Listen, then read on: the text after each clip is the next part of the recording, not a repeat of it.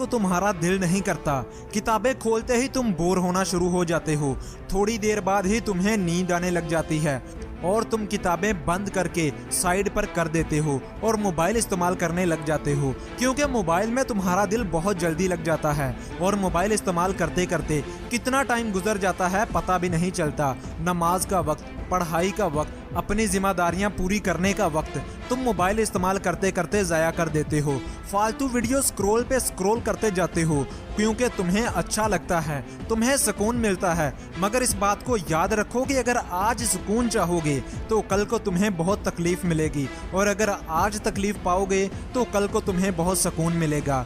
किसी ने बहुत ही अच्छी बात की थी कि अगर कल को तुम कुछ बड़ा करना चाहते हो तो आज से वो करो जो तुम्हें करना चाहिए। अगर तुम अपने वक्त की कदर नहीं करोगे, फालतू कामों में अपने वक्त को ज़ाया करोगे तो कल को तुम्हें कुछ भी नहीं मिलेगा। हाँ, अगर मिलेगा तो 15 से 20 हज़ार की नौकरी, जो तुम्हारे कल को बर्बाद करने के लिए काफ़ी है। तुम्हें नहीं पता कि आज तुम जो वक्त ज़ाया कर रहे हो उसकी कीमत तुम्हें कल चुकाना पड़ेगी। तुम दरअसल अपना आज नहीं बल्कि अपना कल ज़ाया कर रहे हो। वक्त का क्या है, ये तो गुजर ही जाएगा। अगर तुम आज मेहनत करोगे, अच्छे से पढ़ाई करोगे, क्लासेस बाकायदगी से अटेंड करोगे, क्लास में अपना फोकस सिर्फ लेक्चर पर रखो और जो समझ नहीं आया उसे उसी वक्त पूछोगे, ऐसा करने से तुम जल्द ही अपनी पढ़ाई में बहुत आगे निकल जाओगे।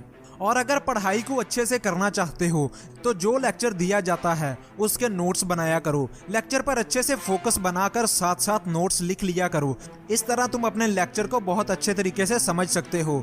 और ये मैं नहीं बल्कि साइंस कहती है। एक तहकीक के मुताबिक ये पता चला है कि जो हम सिर्फ सरसरी पढ़ते हैं 2 हफ्ते बाद उसका सिर्फ 10% ही हमें याद रहता है, बाकी 90% हम भूल जाते हैं। 2 हफ्ते बाद हमने जो सुना होता है उसका सिर्फ 20% याद रहता है। जो हम देखते हैं, विजुअलाइज करते हैं, 2 हफ्ते बाद हमें उसका 30% ही याद रहता है।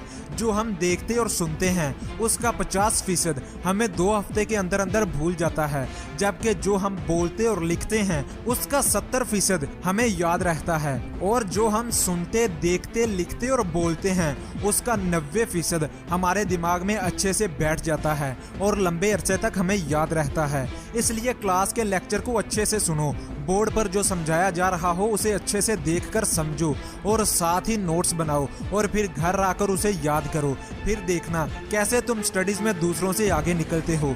और यही है टॉप करने वालों का राज। वो बस इस टेक्निक को अच्छे से इस्तेमाल करके टॉप करते हैं और फिर सभी से शाबाशी लेते हैं।